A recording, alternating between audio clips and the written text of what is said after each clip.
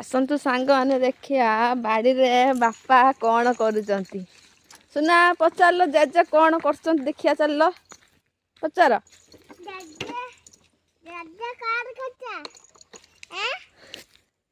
ଜେଜେ କ'ଣ କରୁଛ? ଜେଜେ ହଳଦୀ ଖୋଳୁଛନ୍ତି।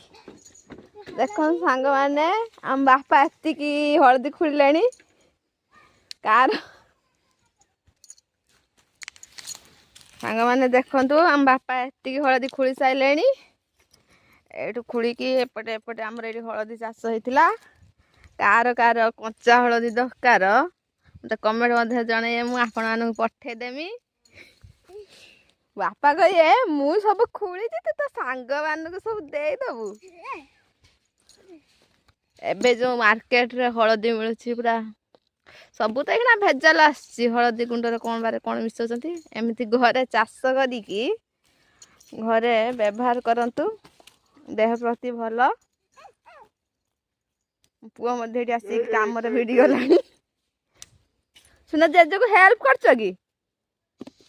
ହଁ ନା ଦିଅ ସାଙ୍ଗମାନଙ୍କୁ ଗୋଟେ ହଳଦୀ ଦେଲ, ଦିଅ ନିଅ ସାଙ୍ଗମାନେ। ଏ ମୋ ପୁଅ ହଳଦୀ ଦେଲାଣି, ସାଙ୍ଗମାନେ ନିଅନ୍ତୁ। କଞ୍ଚା ହଳଦୀରେ ମଧ୍ୟ ବହୁତ ଔଷଧୀୟ ଗୁଣ ଅଛି, ଆପଣମାନେ ବି ଜାଣିଥିବେ।